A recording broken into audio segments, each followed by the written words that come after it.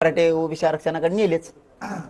शिवसेनेचा मुखपत्र सामनाच्या अग्रलेखामधनं मुख्यमंत्री देवेंद्र फडणवीसांनी मराठ्यांचं आंदोलन संयमी हाताळलं अशा पद्धतीचं कौतुक केलं आहे.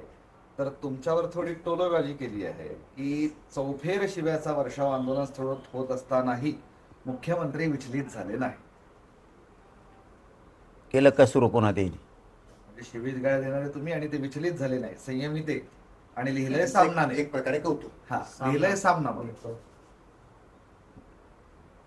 जाऊन दे एवढी बारा संजय राऊत साहेबांना सोडून द्यायचं सगळेच.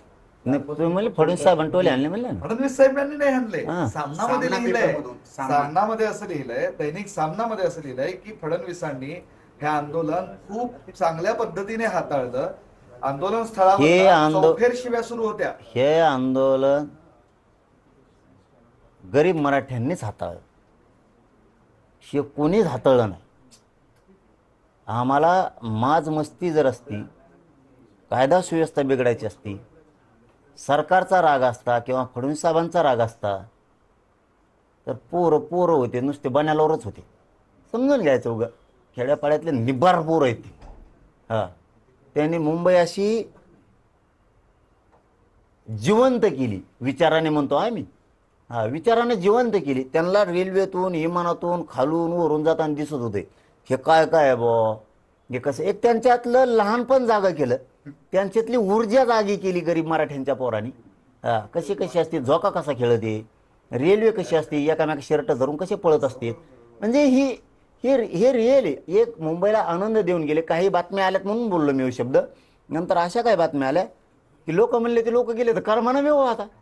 म्हणजे एक विरंगुळा जे म्हणतो आपण, आपल्या घरी पाहुणे येते तर लग्न सराईत किंवा यात्रेच्या टायमाला किंवा देवदर्शनाला, त्यावेळेस ते घर मोकळं होतं. तसं मुंबई हे एक महाराष्ट्राचं घर होतं.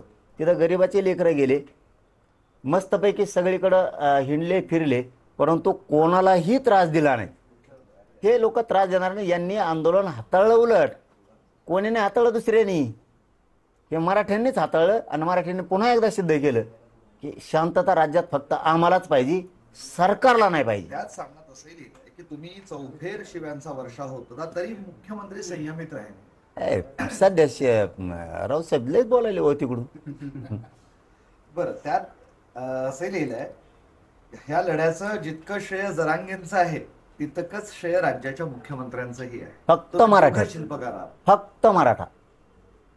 मी पण नाही, मी नाही, कोणीच नाही. म्हणजे उपोषण करायचं आम्ही, भाकरी न्यायचं आम्ही. मराठा श्रेय दे सोडून गरीब लेकरांना ते श्रेय दिलं पाहिजे. उलट सरकारने सुद्धा द्यायला पाहिजे. आम्ही याला तुम्ही सत्तेवर बसवलं गरीब जनतेनं, आणि गरीब लेकरं तुम्ही संयमान आला, संयमान मुंबईतून माघारी गेला. नाही तर येता येता तुम्हाला माहिती आहे का, माणसं येता येता एखादं टप्पर का होणार आणते ते गाडी टाकून, आम्ही ठेवून आले तिथं. हे गरीब मराठ्यांच्या लेकराचं श्रेय. आजोबा गेले, भाजी भाकरी घेऊन गेले, लढले, तिथं बसले, उठले नाही. हे गरिबांची श्रेय सरकारनं दिलं पाहिजे. आणि मी तर दिलेलंच आहे गरीब मराठ्याला.